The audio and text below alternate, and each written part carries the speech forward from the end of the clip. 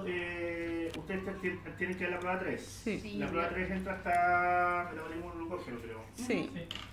Lo que vi la semana pasada de metabolismo aeróbico, lo que voy a ver hoy día de lípidos y lo que voy a ver mañana de metabolismo de nitrogenado más algo de integración metabólica es para la 4. Por eso dejamos cubierto más o menos venía volando. Todo el curso de lo que queda, digamos. Ya. Entonces yo voy a tratar de hacerlo, como si traigo estas partes las hago un poco para que la puedan entender, independiente que hayan pasado o no la materia. Ya. Entonces, vamos a ver lípidos. Vamos a ver lípidos in vida. De lípidos, de lípidos vamos a partir con la definición. La definición técnicamente apunta a dos características. Los lípidos son insolubles en agua. Eso significa que son hidrofóbicos. Y aparte son biomoléculas. O sea, son moléculas que nosotros vamos a encontrar en organismos vivos. Ahora, la definición de lípidos, o la característica principal de los lípidos, es una característica que es bastante general, porque simplemente basta que una molécula sea hidrofóbica y basta que una molécula pertenezca a un organismo biológico para que sea considerado un lípido. Entonces acá, la gran gracia que tienen los lípidos es que nosotros no vamos a encontrar una dinámica o una forma determinada de los lípidos, nos vamos a encontrar con varios tipos de lípidos. Y eso lleva automáticamente a una clasificación, que es una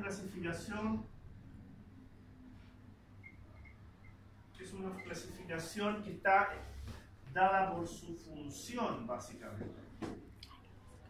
Está dada por la función del lípido. Entonces vamos a tener lípidos que van a cumplir la función energética. Vamos a tener lípidos que van a cumplir una función estructural. Y vamos a tener lípidos que van a cumplir una función de señalización. Esa va a ser básicamente las funciones y la primera clasificación de lo que van a ser los lípidos. Obviamente, la más importante, la que después más adelante nosotros nos vamos a sentar cerca, es la de energéticas. Obviamente acá nos vamos a sentar un poquito más adelante en ese tipo de lípidos. Ahora, de los lípidos energéticos o que cumplen funciones energéticas nos vamos a encontrar con dos tipos. Nos vamos a encontrar con los ácidos grasos y nos vamos a encontrar con los triglicéridos. Y los vamos a definir un poquito más adelante, pero esos van a ser nuestros lípidos energéticos por excelencia. En la clasificación estructural o lípidos estructurales nos vamos a encontrar con tres lípidos que son conocidos por ustedes. Uno son los esfingolípidos, los fosfolípidos y el colesterol.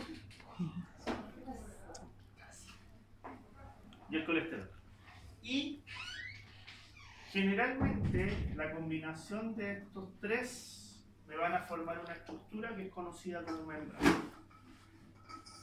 Lo de la membrana ustedes ya me imagino que lo conocen, ¿cierto? Les pasaron membrana plasmática y ese tipo de cosas.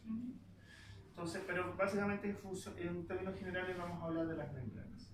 Y finalmente, en los lípidos de señalización nos vamos a encontrar con algunos segundos mensajeros, que son aquellas moléculas que se generan o que se crean frente a la interacción de una hormona con un receptor, en términos generales. Y nos vamos a encontrar además con las hormonas esteroidales, que van a ser nuestros lípidos de señalización por antonomasia. Esto es como la primera parte que ustedes tienen que empezar a determinar. Volvemos un poco a repetir. Características de los lípidos: son hidrofóbicos y son biomoléculas, es decir, son moléculas biológicas. Cualquier molécula que cumpla con estas dos características va a ser considerada un lípido. Como no tenemos una clasificación de tipo estructural o de tipo específica, nos vamos a basar en una clasificación de tipo funcional. Y aquí nos vamos a encontrar con las energéticas, estructurales y señalización. ¿Tiene que ser siempre las dos o solamente una de ellas? No, tienen que ser las dos. Te pongo el ejemplo. Supongamos que tú tienes una molécula hidrofóbica pero que no sea una biomolécula. Por ejemplo, la gasolina. ¿La gasolina es hidrofóbica? Sí. Pero no es una biomolécula. Entonces, ¿yo puedo considerar a la gasolina como lípido? No. Supongamos que yo tengo una biomolécula pero que no es hidrofóbica. Por ejemplo, la glucosa. La glucosa es una biomolécula pero no es hidrofóbica. ¿Puede ser considerado un lípido? No. Entonces, tienen que ser las dos características para que yo las pueda considerar. Entonces, yo siempre pongo el ejemplo. La grasa de cerdo. La grasa de cerdo. ¿Es hidrofóbica? Sí. ¿Es una biomolécula? Sí. Porque viene del cerdo. El cerdo es un organismo biológico. Por lo tanto, yo lo puedo considerar un lípido. ¿Me entienden? O sea, tienen que estar ambas características. Ya. Y de la clasificación, bueno, lo que habíamos dicho. Energéticas, que van a estar asociadas a la energía. Estructurales, que van a estar asociados principalmente a estructuras de tipo membranales. Y finalmente los lípidos de señalización, que básicamente lo que van a hacer es traducir o ayudar a lo que es la orgánica de algunos procesos. Y ahí vamos a encontrar a los segundos mensajeros, que son de tipo esteroidal, pero de tipo lipídico, y además las hormonas esteroidales, que eso lo vamos a ver un poquito, lo van a ver ustedes en detalle con el profesor o la profesora, dependiendo de quién corresponda. ¿Estamos claros, muchachos? Ya. De ahora en adelante nos vamos a centrar en los lípidos energéticos. ¿Por qué nos vamos a centrar en los lípidos energéticos? Porque básicamente vamos a ver el tema del metabolismo. Y características de los lípidos energéticos van a ser finalmente, o nos van a transformar finalmente en características que vamos a encontrar en el metabolismo. Entonces, de los lípidos energéticos nosotros nos vamos a encontrar a los ácidos grasos, por una parte, y a los triglicéridos. Los ácidos grasos son estructuras que están formadas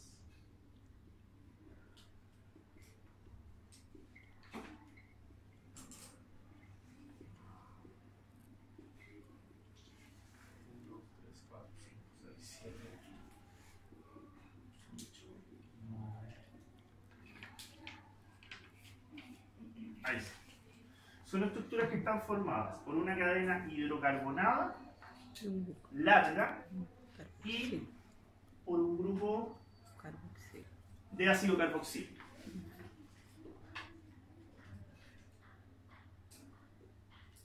Ahora, esta cadena hidrocarbonada puede no tener, o en este caso, o tener dobles enlaces.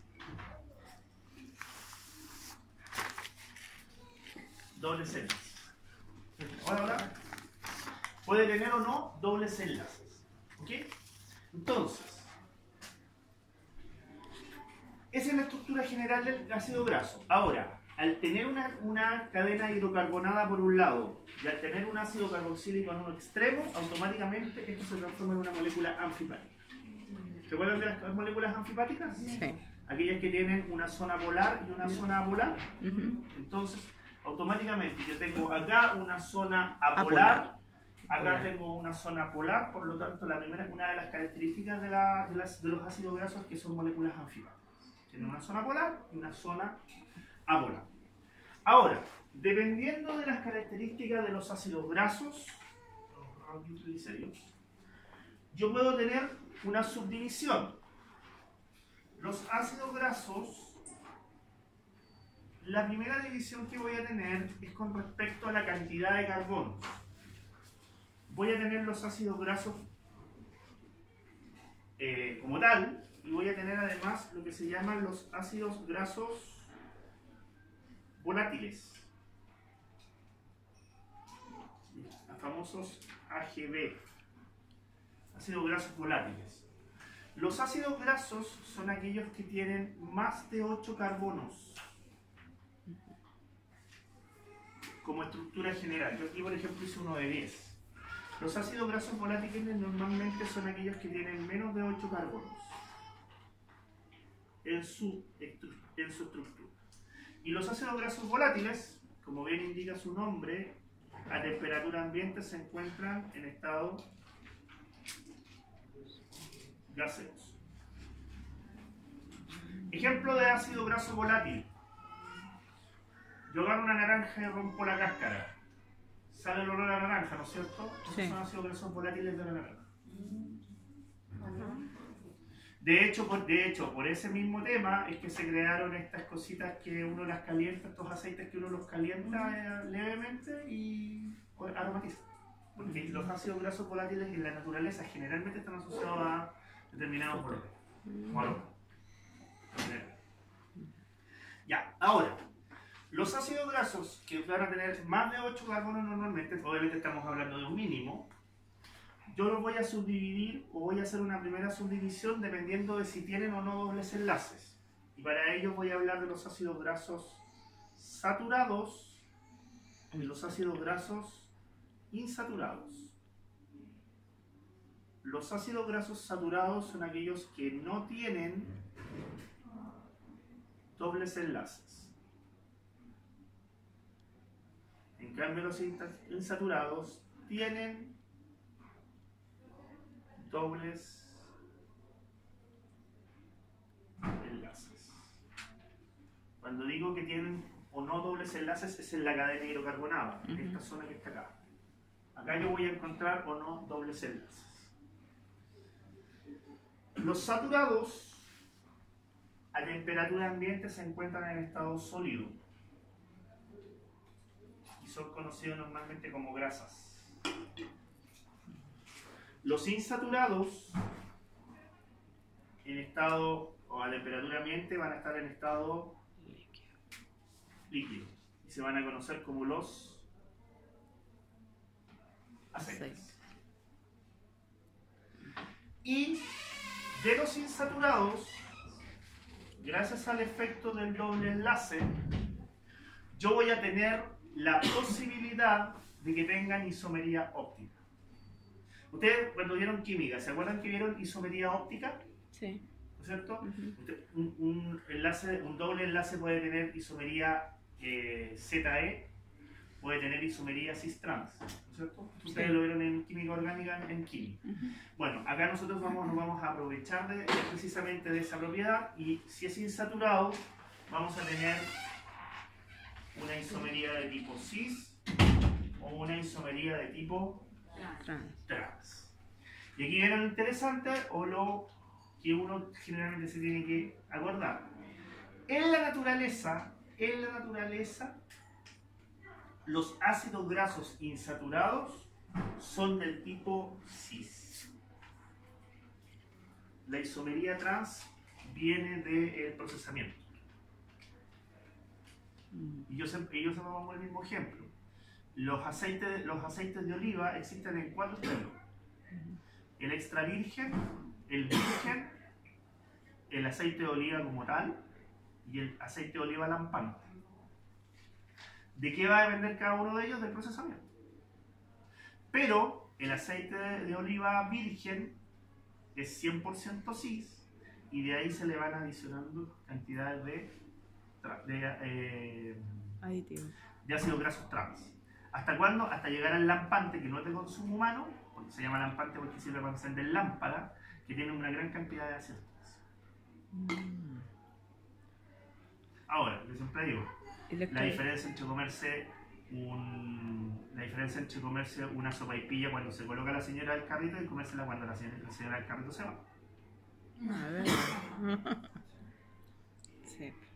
O sea, tener el aceite prendido 20 minutos a tenerlo prendido durante, no sé, 3 horas, 4 horas, 5 horas que esté el carrito, hace la Ese tiempo, diferencia. claro. Ya. ¿Estamos claros entonces con los ácidos grasos? Entonces vuelvo a repetir, con consideraciones sobre respecto a los ácidos grasos, va a tener una conformación donde voy a tener una cadena hidrocarbonada larga, por lo menos 8 carbonos, por lo menos mínimo 6 carbonos en general. Cadena hidrocarbonada grande o larga, más el ácido carboxílico. Al tener esa conformación, automáticamente esta molécula se transforma en una molécula anfipática y la cadena hidrocarbonada puede no tener, como en este caso, o tener dobles enlaces. Con las características de los carbonos, de la cantidad de carbonos y con la presencia de doble enlaces, yo voy a tener una subdivisión. En términos de carbono, más de 8 carbonos ácidos grasos, menos de 8 carbonos ácidos grasos volátiles. Si es un ácido graso, va a depender si tiene o no dobles enlaces. Van a ser saturados cuando no tiene dobles enlaces, van a ser insaturados cuando tiene dobles enlaces. Y en los insaturados, como tienen dobles enlaces, hay isomería, y por lo tanto la isomería que yo voy a encontrar es una isomería de tipo cis o una isomería de tipo trans. ¿Estamos ok? Listo. Ya. Eso es con respecto a los ácidos grasos. Vamos a ver los triglicéridos. Los triacilgliceroles también se les conoce. Triglicéridos, triacilgliceroles, etcétera, etcétera, etcétera.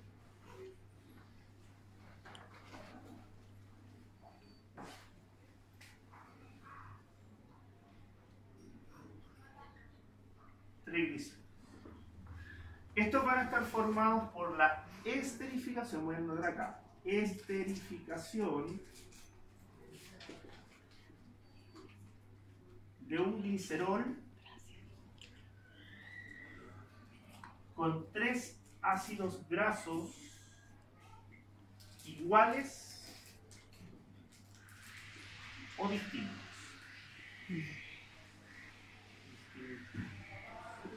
Esa es la definición. Triglicéridos es la esterificación de un glicerol con 3 ácidos grasos iguales o distintos.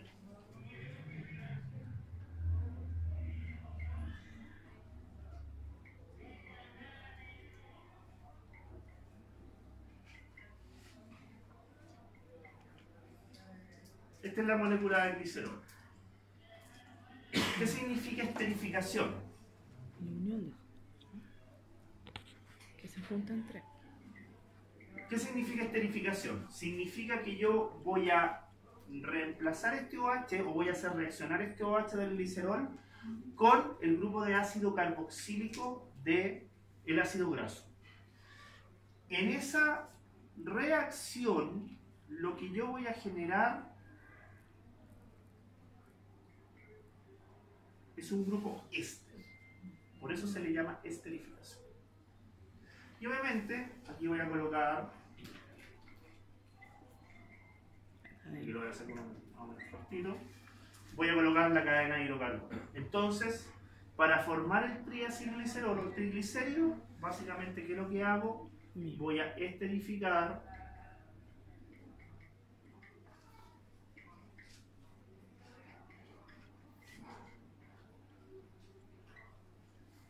este glicerol con 3 ácidos grasos Y vuelve este.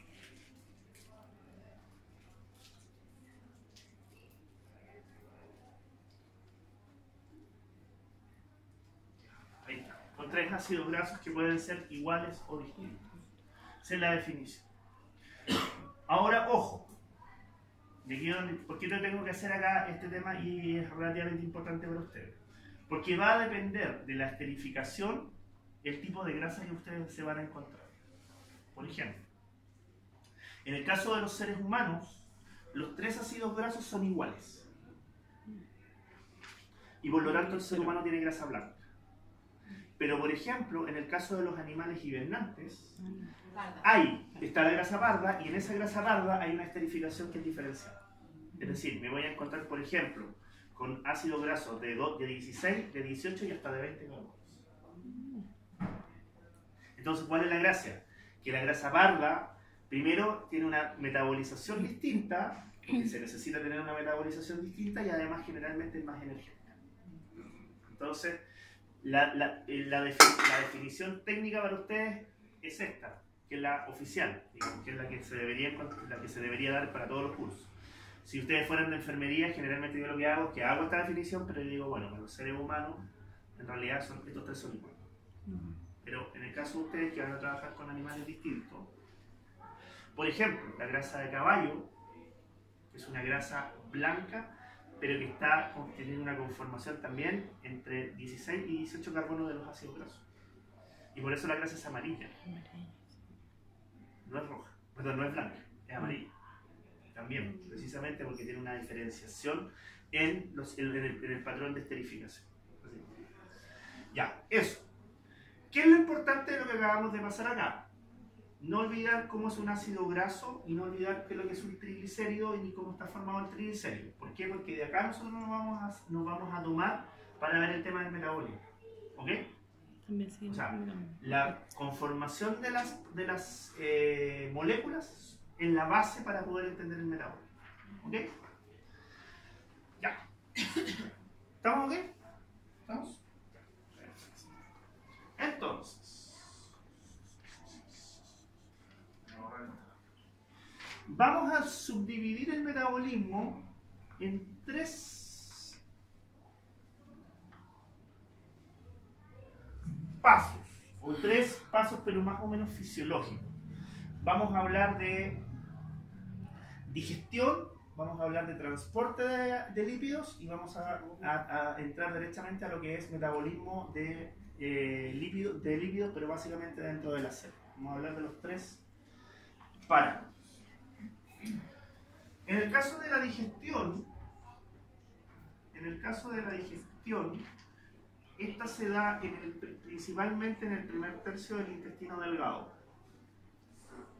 ¿Alguno de ustedes ha tomado curso de fisiología o algo por el estilo? No. ¿Ninguno? No. Ya, entonces esta parte es necesaria. Ya, la digestión va a estar en el primer tercio del intestino delgado. Acá lo que yo voy a tener son dos fenómenos. Voy a tener la formación de una emulsión y voy a tener una primera metabolización de los triglicéridos.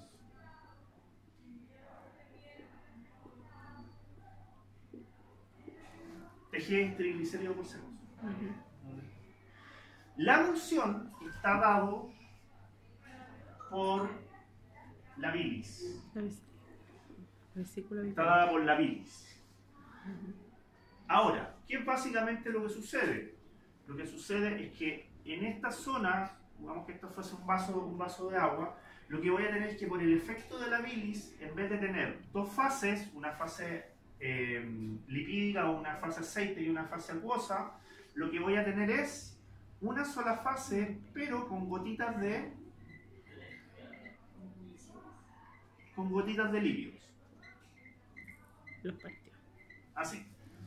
Como cuando ustedes hacen estas limonetas o vinagretas para comer alcachofa, que ustedes le echan el aceite, le echan el jugo de limón, sal y revuelven, y por efecto de la sal y del ácido del limón, usted logra hacer la emulsión. Lo mismo.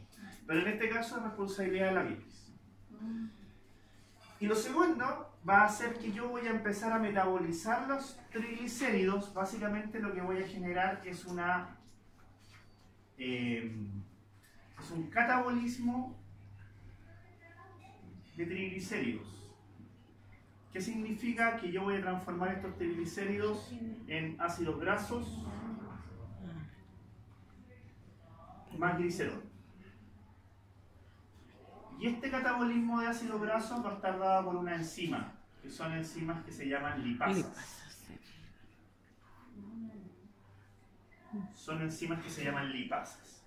Las lipasas, ¿qué es lo que hacen? Las lipasas lo que hacen es romper o catabolizar triglicéridos. Entonces, lo que hacen básicamente es que si yo tenía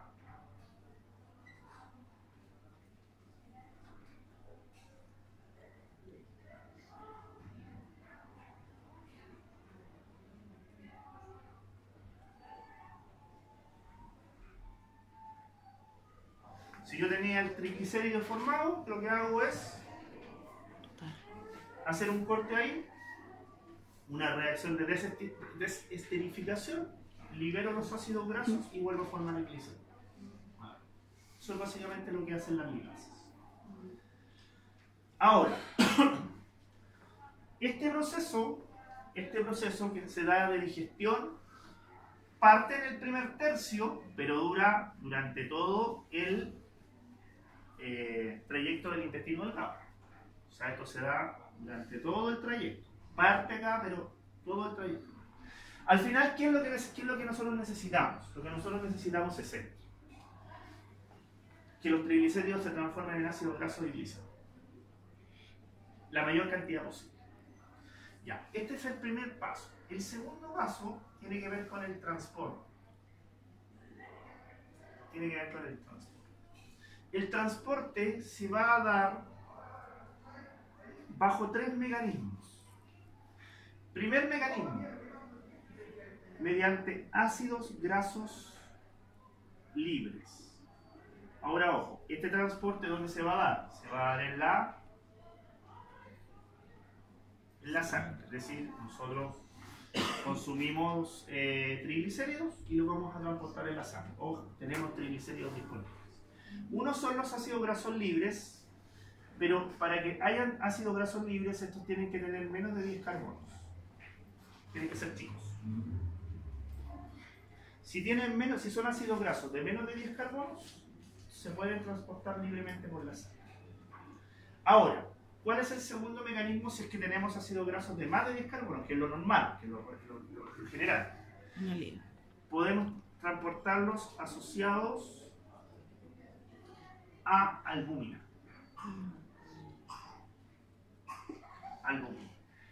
La albúmina es una proteína que se encuentra en la sangre, que cumple varias funciones, pero una de las funciones es transportar ácidos grasos. Y lo que yo hago básicamente es, tengo un ácido graso, lo uno a la albúmina, y cuando la albúmina se moviliza por la sangre, transportar ácidos grasos. Con más de 10 carbonos. Con más de 10 carbonos. Esto ya estamos hablando de cualquier ácido graso de más de 10 carbonos. Si son menos de 10 carbonos, libre, de forma libre. Si tiene más de 10 carbonos, puede ser asociado a albúmina. Y es básicamente la unión del ácido graso con la albúmina, y la albúmina transporta el ácido graso a través de la sangre.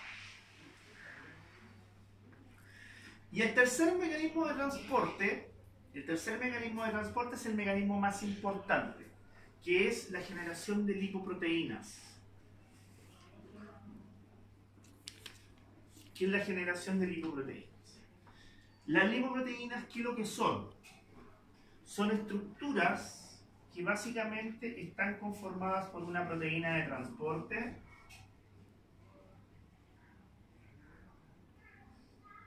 están conformadas por colesterol y además por ácidos grasos y o triglicéridos. Y estas lipoproteínas, que son el principal mecanismo de transporte, pueden ser básicamente proteínas, pueden transportar ácidos grasos de la digestión o también pueden transportar ácidos grasos de cualquier otra parte del organismo. Es un mecanismo general de transporte. ¿Esas lipoproteínas son más de 10 carbonos? Sí, también, son más de 10 carbonos. Pero para que entiendan el concepto de la lipoproteína. Con la diferencia de los ácidos grasos libres y los ácidos grasos de abajo. Estos tienen menos de 10 carbonos y estos tienen más de 10 carbonos. Estamos hablando de ácidos. Exacto. Ahora, para que ustedes puedan entender una lipoproteína, esto es como enviar un paquete. Es un paquete que me permite transportar o me permite enviar líquidos. Si yo necesito armar un paquete, ¿qué necesito? Necesito tres cosas. Necesito una caja, necesito el contenido y necesito algo que me la envuelva, ¿no es cierto? Algo que me la selle. ¿No es cierto? ¿Estamos claros? Ya, ¿cómo funcionan las lipoproteínas? La proteína de transporte es la caja. Es la estructura que me va a dar el soporte. Los ácidos grasos y los triglicéridos es el contenido. Y el colesterol une todo. Entonces, básicamente lo que yo estoy haciendo es que estoy armando paquetes de triglicéridos. Entonces, para que se acuerden cuando se les pasen esto, tengan claridad que esto es igual que armar un paquete. Necesito una caja, proteína de transporte, necesito algo que me lo mantenga unido, colesterol, y necesito además algo que se transporte, ácido graso y triglicéridos. ¿Ok? Ya, ahora, las lipoproteínas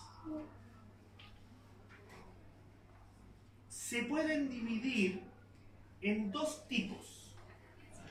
Nos vamos a encontrar con una proteína que se va a llamar kilomicrón. El kilomicrón,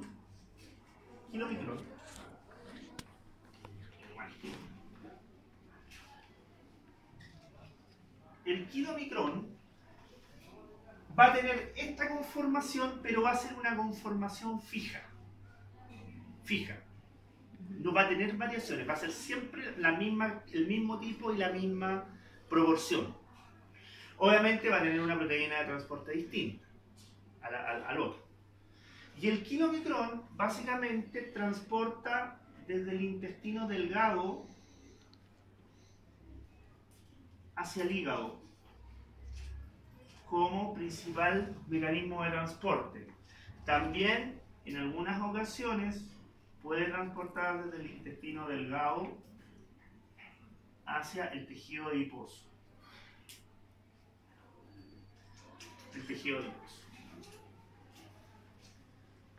Pero en casos muy excepcionales, principalmente es del intestino delgado al hígado. Es decir, kilomicrón se forma principalmente para poder transportar grasas de la digestión, ácidos grasos y triglicéridos de la digestión. Esa es su principal función. La segunda lipoproteína es la que está asociada al transporte general de grasas en el cuerpo, de ácidos grasos y triglicéridos, y se conocen como lipoproteínas de densidad.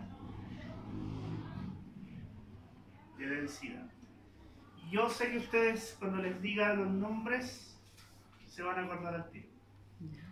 Las lipoproteínas de densidad son la HDL, LDL y VLDL. ¿Cómo se conocen normalmente esas? Tienen un nombre común. El HDL, LDL y VLDL. Esos son los famosos colesteroles. El colesterol bueno, el colesterol malo y el colesterol muy malo. Ahora, aquí se rompe la magia. Siempre digo, aquí es cuando se rompe la magia. No es colesterol, son lipoproteínas. Ahora, ¿por qué están asociadas al colesterol? Por una cuestión muy simple. Como son de densidad, su conformación es variable. Y es variable en función del colesterol y de ácidos grasos o triglicéridos. Son variables porque tienen distinta cantidad de colesterol y distinta cantidad de ácidos grasos en su conformación. En el caso del HDL, yo voy a tener una mayor cantidad de colesterol y una menor cantidad de ácidos grasos. Y el VLDL, que es el otro extremo, yo voy a tener una baja concentración de colesterol o conformación de colesterol y una alta cantidad de ácidos grasos. Entonces, ¿por qué, por ejemplo, el HDL se le considera el colesterol bueno y el VLDL se le considera el colesterol malo? Porque mientras más colesterol tenga la lipoproteína, menos colesterol queda en la sangre. Y es el colesterol en la sangre que al final hace mal. Entonces, aquí es donde está el tema. Si yo genero una gran cantidad de HDL, tengo menos colesterol en la sangre. Y por lo tanto tengo menos riesgo de alguna enfermedad cardiovascular. En cambio, si yo tengo una gran cantidad de VLDL, significa que tengo una baja captación de colesterol por parte de la lipoproteína, pero me queda mucho colesterol en la sangre. Entonces, cuando a uno le hacen los exámenes, el médico se fija en tres cosas: el colesterol total, en el HDL y en el VLDL. Si usted tiene, usted puede tener, yo siempre pongo el ejemplo, usted puede tener 500 de colesterol, pero si tiene 450 HDL, el médico no se va a dar las manos. Ahora, si usted puede tener 200 de colesterol o 180 de colesterol, pero tiene más de 30 de VLDL, entonces el médico se salta toda la... El DLL es el total, ¿verdad? No, el total es la suma de estos tres. El total es la suma de estos tres, HDL, LDL y VLDL. ¿LDL a qué pertenece? Lo que pasa es que esto es colesterol de alta densidad, de baja densidad y de muy baja densidad. Ahora, ¿por qué este es de alta densidad? Porque tiene más colesterol. ¿Por qué este es de baja densidad? Porque tiene mayor cantidad de ácido graso. Para tener más colesterol, la proteína es...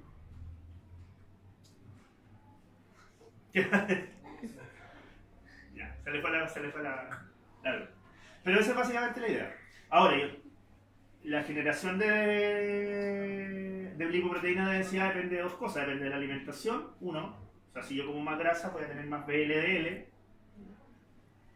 No. El HDL son moléculas más grandes. Exacto. Son moléculas más grandes. Lo que pasa es que esto tú lo tienes que ver con el siguiente propósito. Si tú te alimentas, tú consumes, por ejemplo, tú consumes una gran cantidad de ácidos grasos. Una gran cantidad de ácidos grasos. Esos ácidos grasos tú los puedes transportar de distintas formas. También vas a consumir una gran cantidad de colesterol asociado. El tema es el siguiente: las enfermedades cardiovasculares están asociadas al colesterol, más que a los ácidos grasos, al colesterol. Entonces la cuestión es la siguiente: se te va el colesterol a la sangre, pero se te puede ir de dos formas: o libre o asociado a lipoproteínas.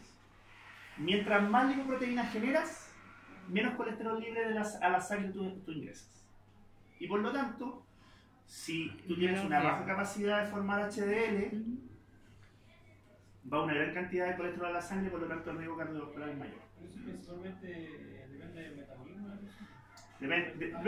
Depende uno de la alimentación y segundo de la carga genética. Por ejemplo, nosotros los chilenos tenemos una baja capacidad de hacer HDL.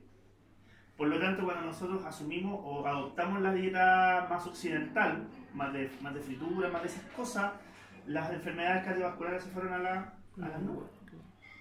Porque no tenemos capacidad para generar una gran cantidad de HDL. Al caso contrario, los países nórdicos, que siempre han tenido una dieta rica en grasa, tienen una mayor cantidad de HDL, de formación de HDL, y por lo tanto tienen menos riesgo cardiovascular. Entonces, más allá del ejercicio, tiene que ver con la alimentación y con la carga genética. ¿Ah? Claro. Así que eso. Ya, pero básicamente este es el tema del transporte. ¿Ok? Ahora, una última cosa. HDL, eso tiene que ver con los transportes. HDL transporta normalmente del hígado hacia tejidos. Que pueden ser tejidos que necesiten grasa, músculo, tejido conectivo, etc. Pero principalmente de hígado a tejido. LDL y VLDL transportan principalmente del hígado hacia el tejido adiposo. Tejido adiposo. Es decir, cuando yo tengo grandes cantidades de LDL o de VLDL, es porque básicamente mi cuerpo, ¿qué es lo que está diciendo? Yo tengo tanta grasa que la tengo que almacenar. Eso. Ya, ¿estamos ok con el transporte? ¿Qué hay a propósito? Tengo que ir. Ya, ¿estamos ok entonces? Sí. ¿Estamos ok con el transporte? Sí, profe. Ya, perfecto. Si quieren terminen de anotar, me quedan pasar... Sí, me queda pasar metabolismo y me queda pasar biosíntesis. Ustedes parece que no ven. No sé. Parece que biosíntesis no.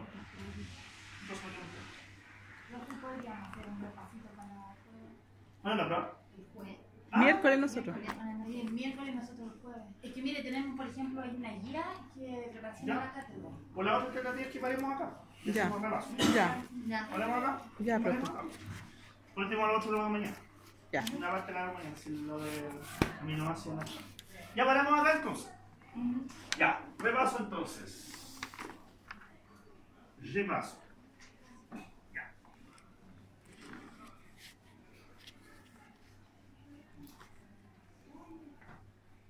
¿Qué es lo que entra? De las 12 a las 15.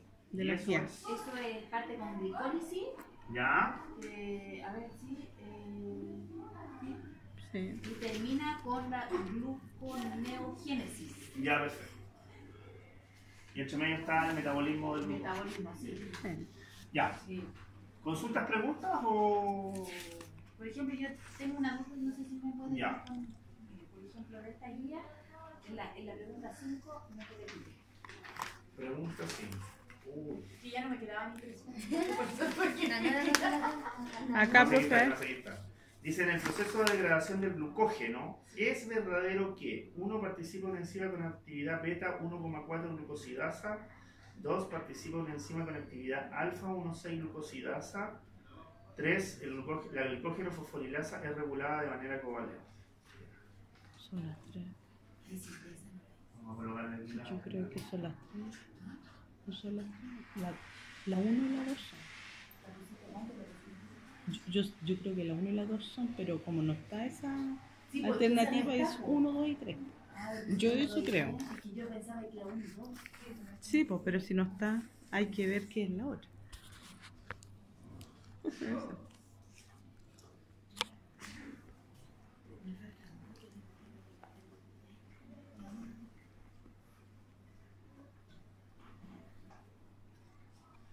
Mira, ahí. ¿No viste el Comida video del profe a todo lo que se repite. Paula, ¿viste el video del profe flaquito de nosotros? Es bueno.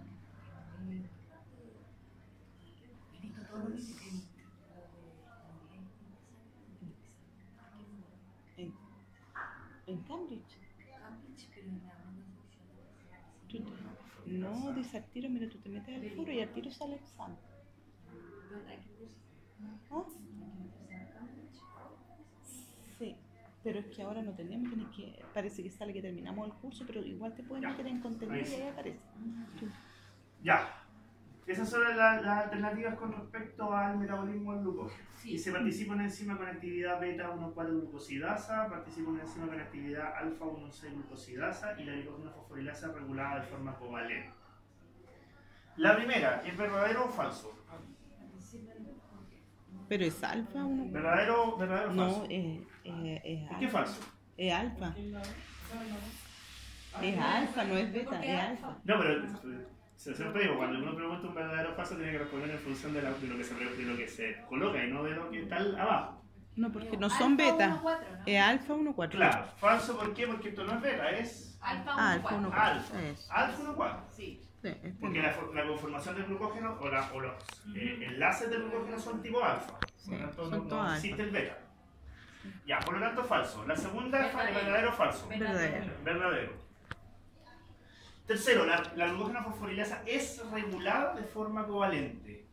¿Qué les pasaron de regulación? Aquí tengo que ver qué les pasaron a ustedes de regulación.